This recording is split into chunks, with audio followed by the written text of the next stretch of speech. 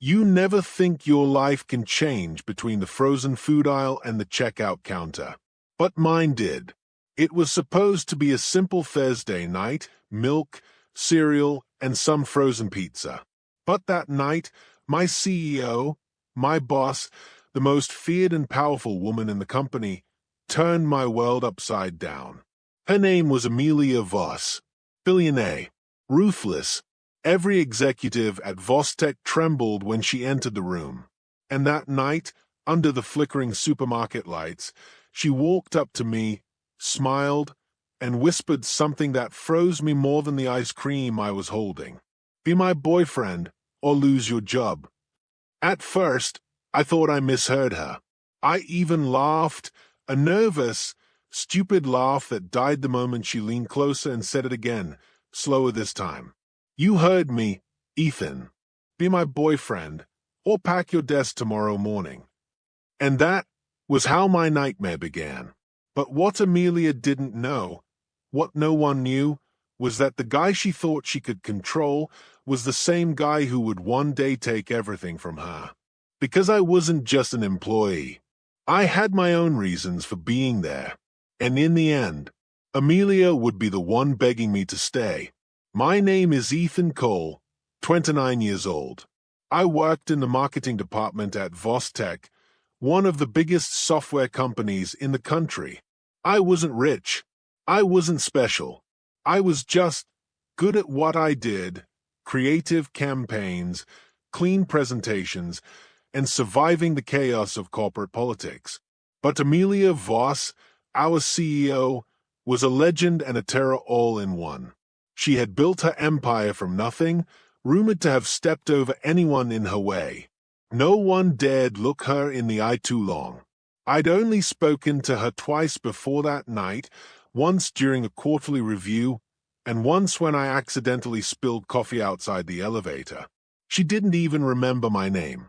At least, I thought she didn't.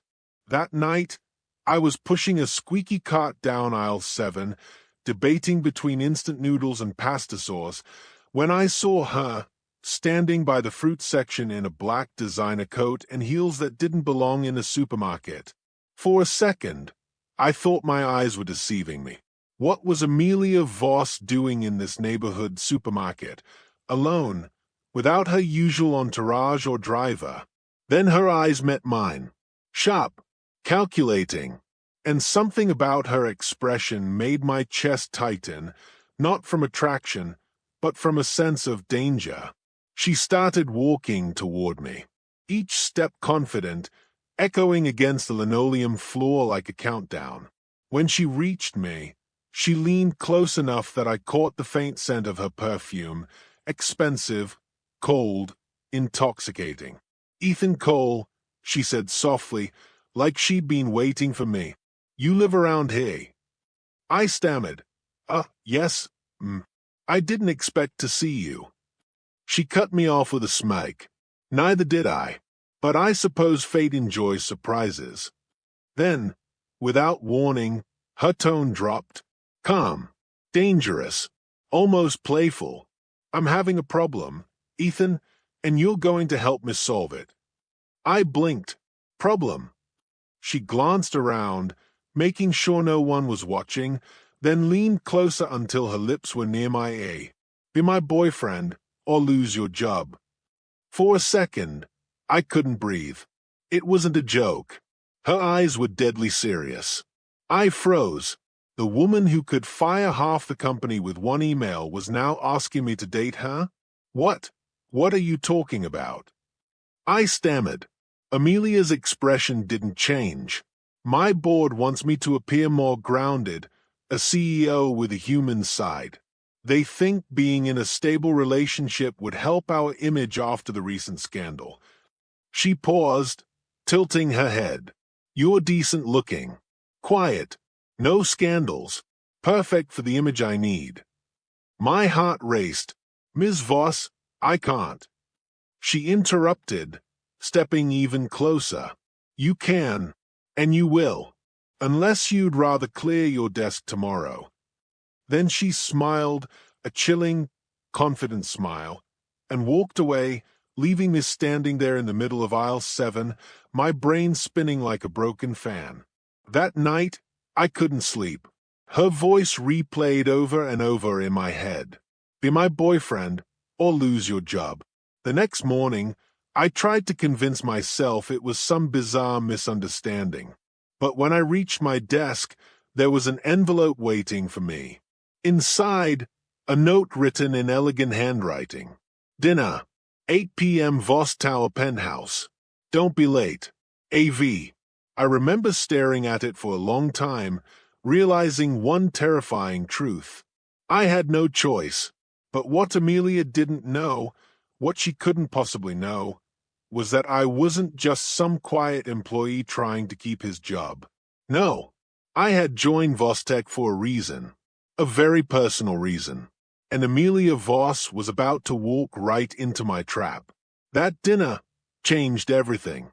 By the end of that night, I learned the secret that would turn the mighty Amelia Voss's world upside down and make her regret ever whispering those words to me. Be my boyfriend, or lose your job. Because I was about to become the one person she couldn't manipulate, the one person who'd make her pay, and then make her fall in love. I stood outside Voss Tower that night, staring up at the glowing glass building like it was some kind of beast watching me. Each floor shimmered under the city lights, cold, powerful, unreachable. That building was her empire. And tonight, I was walking into its heart. The note she left me was burned into my memory. Dinner, 8 p.m. Penthouse. Don't be late. My palms were sweating. I wasn't afraid of her, not exactly, but I knew what she was capable of. Amelia Voss didn't ask for things. She took them. And people like me, low-level marketing staff, were just pawns in her chess game. Still, I had a reason for being there, a reason she could never imagine. The elevator doors slid open at the 72nd floor, her private penthouse. The air smelled of expensive wine and jasmine candles. When I stepped inside, I froze. Amelia stood by the glass wall, her reflection shimmering against the skyline. She was wearing a silk black gown, her hair tied up in a sharp bun, a glass of red wine swirling in her hand. Right on time, she said without turning around. Her voice echoed through the marble room, calm and commanding. I cleared my throat. You wanted to see me, Ms. Voss. She turned, eyes glinting with amusement.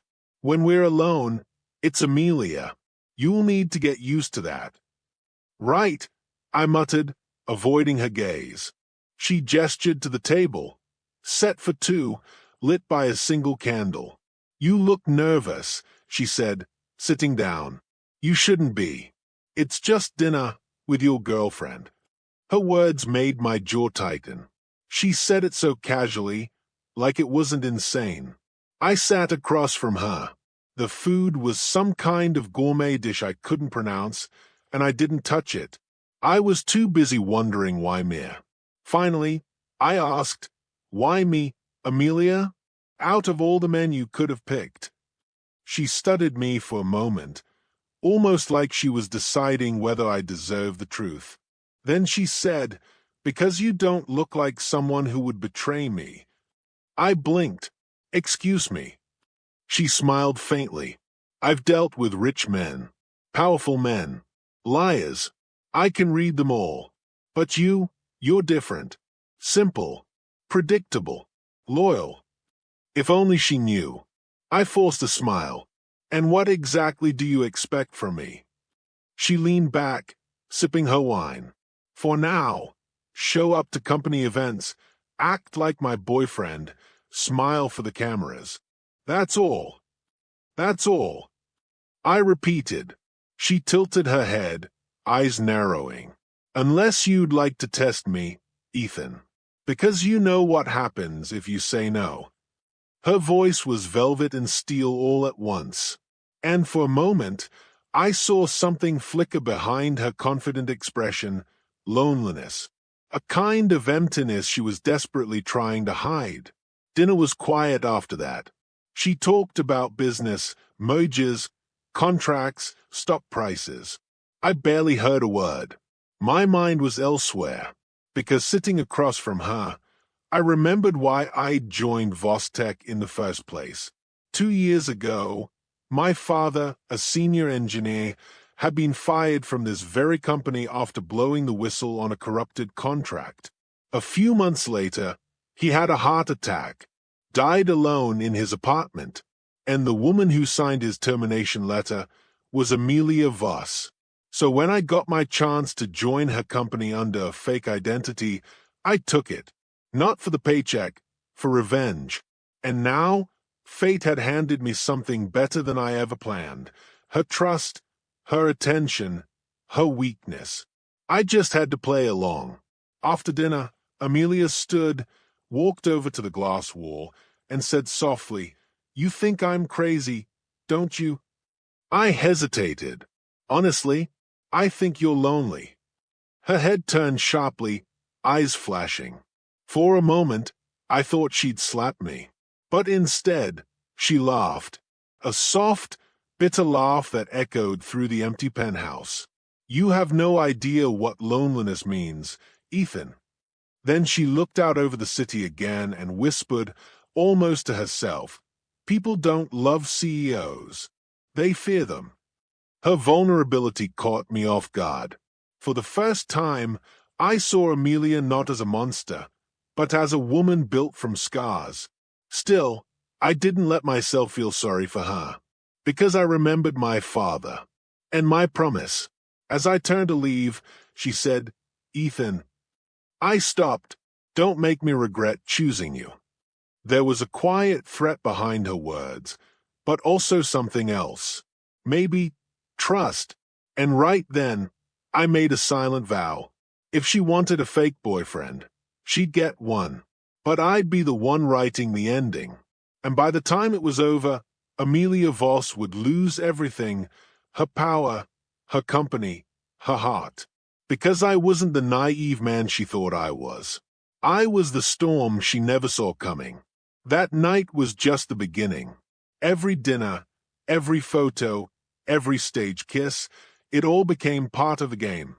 But somewhere between pretending and planning revenge, something unexpected happened. She started to fall for me. And maybe I started to fall too. But I couldn't forget why I was there. "Be my boyfriend, or lose your job," she said. "Fine, Amelia. But in the end, you will be the one begging me not to leave." The night of the Vostek annual gala felt like stepping into another universe. Golden light spilled from crystal chandeliers. Cameras flashed. The air smelled of money, power, and champagne. And me? I was the man walking in beside Amelia Voss, the woman everyone whispered about. The same woman who had whispered to me weeks earlier, "Be my boyfriend, or lose your job." Now, my hand was around her waist, cameras clicking like gunfire. "Smile," she murmured between her perfect teeth. "They're watching." I forced a smile, the kind that hid the war going on inside me. To everyone else, we were the perfect couple. But behind that facade, it was a battlefield. The reporters swarmed. "Amelia, who's your date tonight?" She smiled for the cameras. "My partner, Ethan Cole." Her voice was smooth, calm, but I could feel her grip tighten around my arm, a silent warning not to break character. As we entered the ballroom, I whispered, "You're enjoying this, aren't you?" She smirked. "I enjoy control. Tonight, I control the story. And you're part of it." I chuckled softly, pretending to play along. "Just remember, every story has an ending." Her eyes flashed, a look that could melt steel. "Just make sure you're still in the story when it ends, Ethan." We took our seats near the stage. The speeches began. Executives toasted her brilliance, investors praised her vision. All eyes, of course, half the board secretly despised her. I knew, because I'd made it my mission to find out. For weeks, I'd been quietly gathering information, leaked contracts, shady deals, hidden payoffs. The same kind of corruption that had cost my father his job and his life. And now, I was close. I just needed one more piece of evidence to destroy her, the signature linking her to the offshore accounts my father tried to expose. But then, something unexpected happened. During a slow song, Amelia turned to me. Her voice was soft, not the CEO's, not the Queen of Vostok, just a woman. Dance with me. I hesitated. You want to dance? She looked at me, really looked at me, and said, Yes, Ethan, just this once, no cameras, no acting. And before I could answer, she took my hand. The lights dimmed, and the music softened. Violins, distant laughter, the clinking of champagne glasses. Her hand rested against my chest, and I felt her heart beat through the silk of her gown. For a moment, it didn't feel fake anymore. It felt real. I caught her looking up at me, her eyes softer than I'd ever seen them. You're different, she whispered. You don't try to impress me. You don't need to. I swallowed hard. Maybe that's because I'm not afraid of you. She smiled faintly. You should be. But her voice trembled when she said it. That's when I realized Amelia Voss wasn't as invincible as she wanted the world to believe. She was haunted, trapped in her own empire. And somehow, I was becoming part of her escape. The music faded, but neither of us moved. For a few seconds, the world disappeared. Then came the voice that shattered it all. Amelia. We turned. Standing at the edge of the ballroom was Marcus Lang, her ex-fiancé, and the company's largest investor. His smirk was pure venom. Didn't take you long to replace me, did it? The crowd gasped. Cameras turned. Amelia froze. Marcus stepped closer. Tell me, sweetheart, does he know how you ruined your last boyfriend's career too? A murmur rippled through the guests. I could see the board members whispering, journalists snapping photos. For the first time, Amelia looked afraid. I didn't think, I just acted. I stepped in front of her, squaring my shoulders. Mr. Lang, I said evenly, you're interrupting our evening. Maybe you should leave before I make you regret it. He laughed. And who are you? The charity case she dragged off the street. I took a step forward. A boyfriend. The word came out sharper than I meant it, and for a brief moment, even Amelia's eyes widened. Marcus smirked. Enjoy it while it lasts. Kid, when she's done with you, she'll crush you like the rest. He turned and stormed off, but the damage was done. The whispers began immediately. Amelia excused herself soon after, disappearing into a private hallway. I followed her, finding her standing alone by the balcony, staring out into the night. Her voice was low, shaken. You shouldn't have done that. Done what? Protected you. She turned sharply. I don't need protection, Ethan. Not from you. Not from anyone. Her mask was cracking. I could see the pain behind her eyes. I took a step closer. Then why do you look like someone who's been bleeding behind a smile? She blinked, and for a moment, tears glimmered in her eyes before she turned away. He tried to destroy me, she whispered. Marcus. He leaked false documents, nearly cost me the company. I fought back, and I won. But everyone thinks I ruined him. Her voice broke. That's what they do, Ethan. When you're a woman in power, they call you a monster for defending yourself. I didn't know what to say. The woman I wanted to destroy suddenly felt human, and that terrified me. Later that night, as I lay in my apartment, her words echoed in my head. For the first time, doubt crept in. Had I been wrong about her? Had my father's downfall been her doing, or someone else's? But then I opened my laptop. The files I'd been collecting glowed on the screen, and there it was, a new encrypted folder, labeled simply, Project Omega, authorized by A. Voss. My chest tightened. There it was, the final link. If that folder proved she was behind the offshore deals, it would end her. Completely. But as I stared at her name on the screen, I heard her voice in my mind again, trembling, vulnerable, almost pleading. People don't love CEOs. They fear them. And that's when it hit me. My revenge wasn't just about justice anymore. It was personal. It was dangerous. And it was starting to tear me apart. That night at the gala changed everything. Amelia had shown me her cracks, and I'd found the key to destroy her. But fate wasn't finished with either of us yet, because the next morning, someone tried to frame me for the crime I was investigating her for. And when the police showed up at my apartment, holding a warrant with my name on it, I realized the real war had just begun. I woke up to the sound of fists pounding on my door. Hard. Relentless. Bang. Bang. Bang. Open up. Police. My stomach dropped. I froze halfway out of bed, heart hammering so loud it drowned the world out. What the hell? I stumbled to the door, still half-dressed, and opened it only for two uniformed officers to barge in. Ethan Cole. Yay. One of them shoved a paper in my face. Search warrant. You're under investigation for corporate espionage and data theft. My blood turned to ice. Wait, what? That's insane. Before I could finish, one officer held up a flash drive sealed in an evidence bag. Found this in your laptop. I stared in horror. That wasn't mine. I'd never seen that flash drive before in my life. But it was labeled Project Omega Confidential. The same folder I'd found the night before. Someone had planted it. They tore through my apartment. Files, hard drives, even my phone, all confiscated. I tried explaining, but it didn't matter. They didn't listen.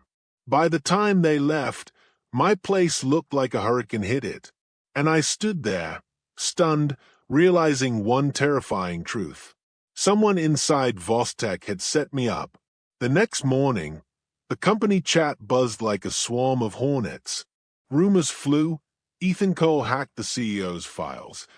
He tried to sell company data. Is finished. I could practically feel the stares when I walked into the office. Before I reached my desk, a voice cut through the silence. My office. Now. It was her. Amelia Voss. Inside her office, she stood by the window, arms crossed, her expression unreadable. I shut the door. Amelia, I didn't. She cut me off sharply. Don't lie to me, Ethan. IT traced the breach to your credentials. The police have evidence. My voice broke. Someone planted that drive in my apartment. I swear to you, I didn't do this. Her eyes narrowed, studying me, not as a CEO this time, but as a woman searching for truth. Why should I believe you? Because if I wanted to betray you, I said, stepping closer, I would have done it long ago.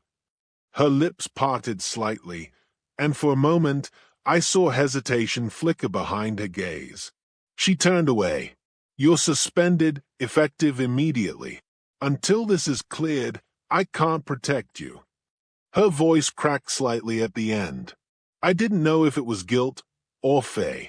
But as I walked out of her office, escorted by security, one thing burned in my chest. Whoever framed me wanted to destroy both of us. And they were winning.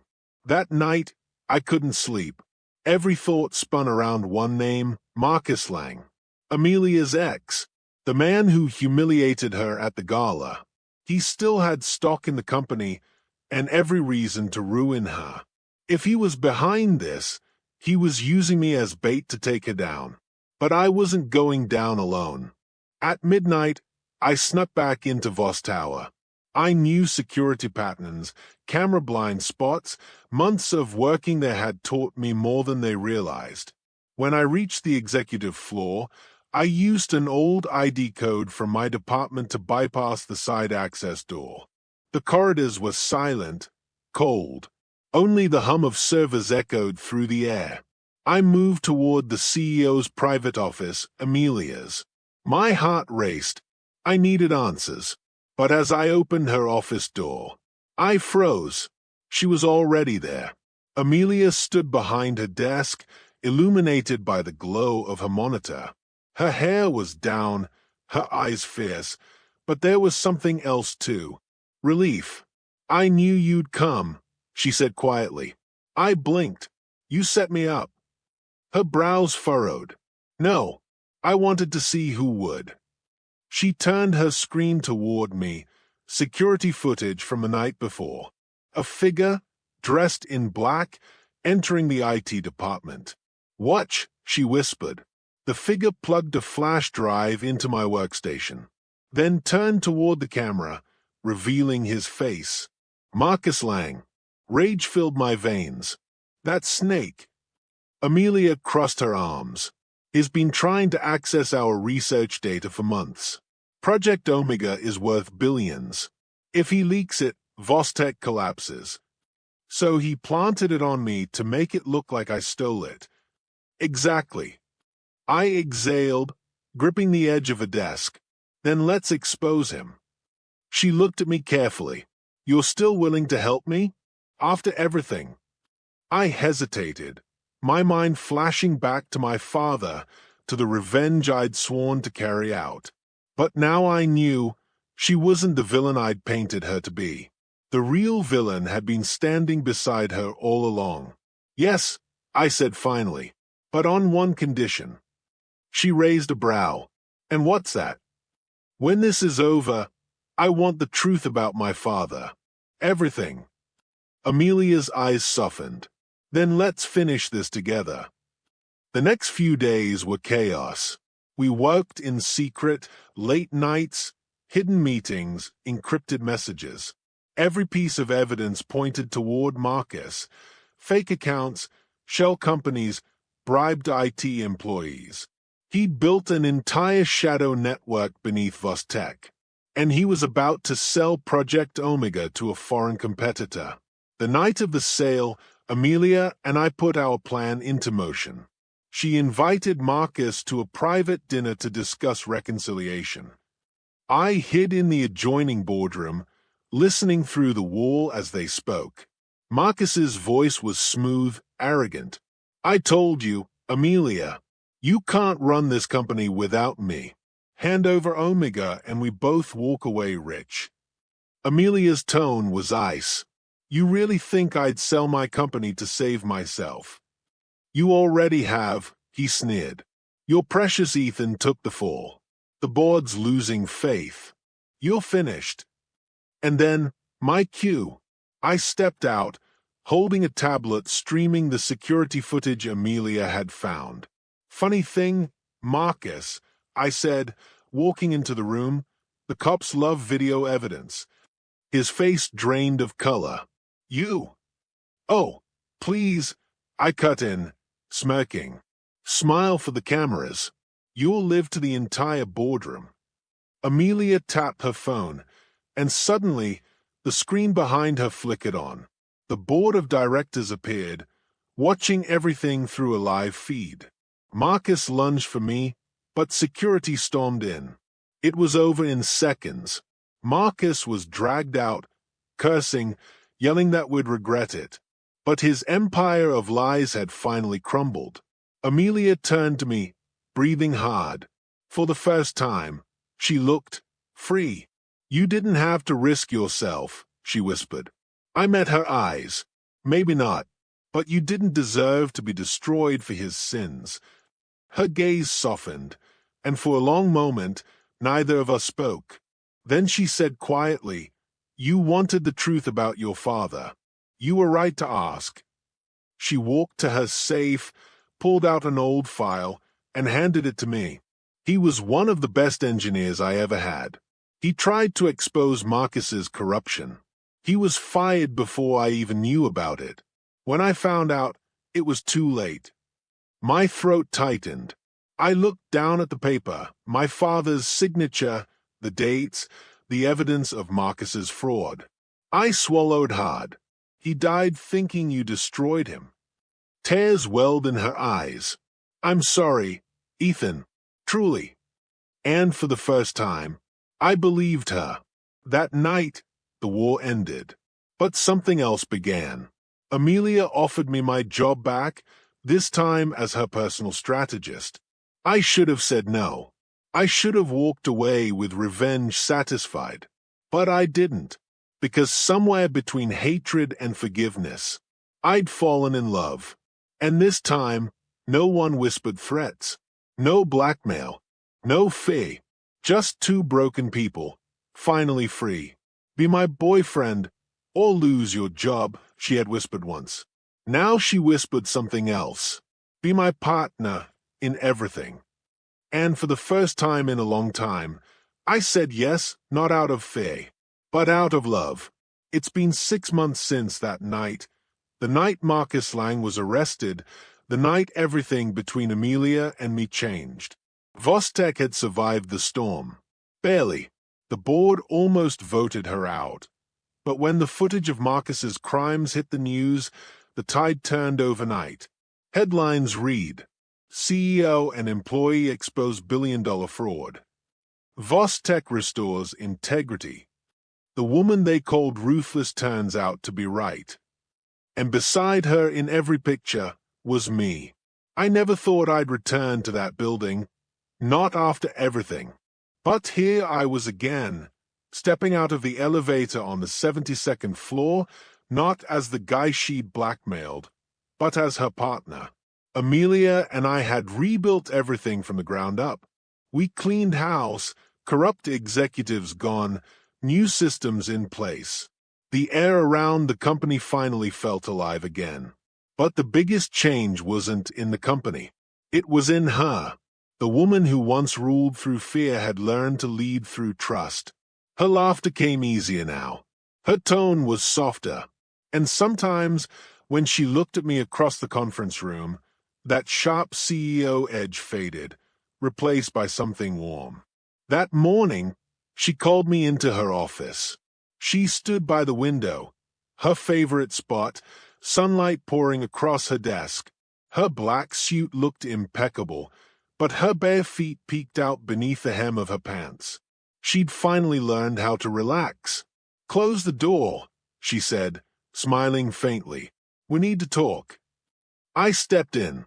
You look serious. I am. She gestured to the chair across from her. Sit. I raised a brow. Am I in trouble again? She chuckled. Not this time. But you are getting a promotion. I blinked. Wait, what? She slid a folder across the table. Inside, a new title, printed in gold.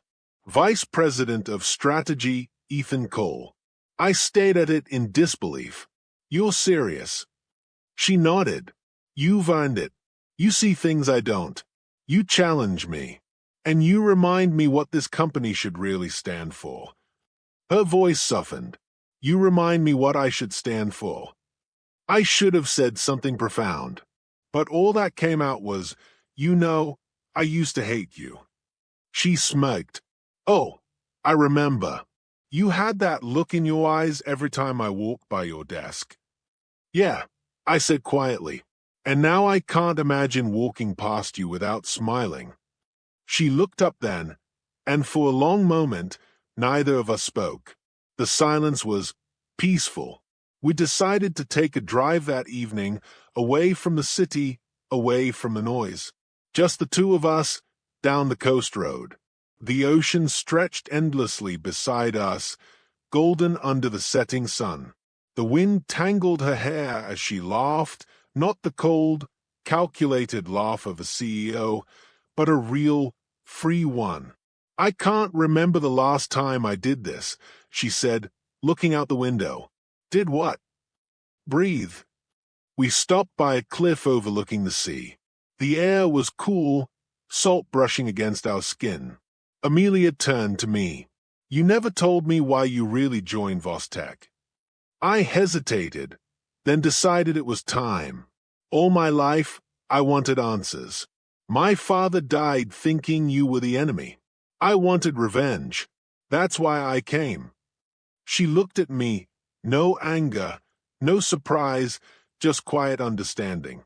And now, she asked softly. Now, I smiled faintly. I think revenge wasn't what I needed.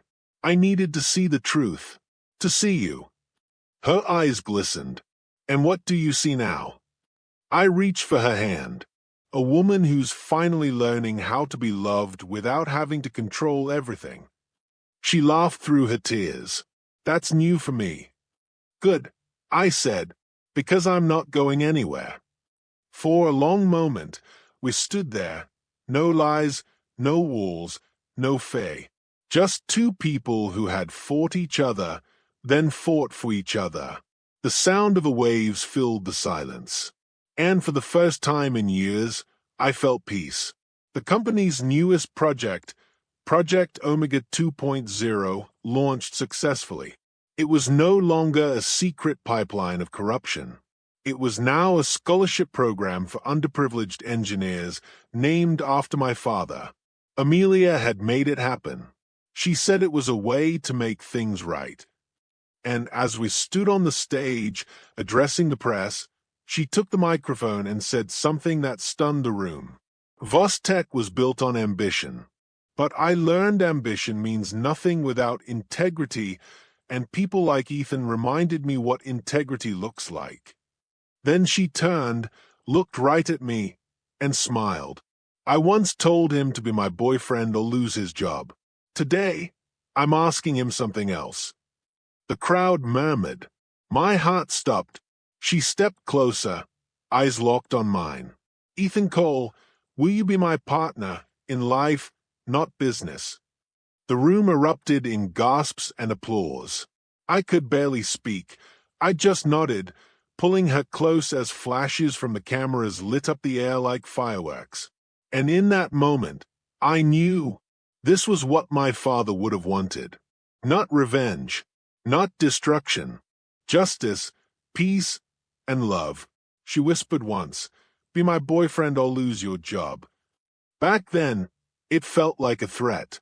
Now, it feels like the start of everything that saved us both. Sometimes the people who break you are the same ones who show you how strong you really are. Sometimes love doesn't come softly. It comes like a war, tearing everything down so you can rebuild what's real. I came to destroy her. She taught me how to heal. And in the end, we both won.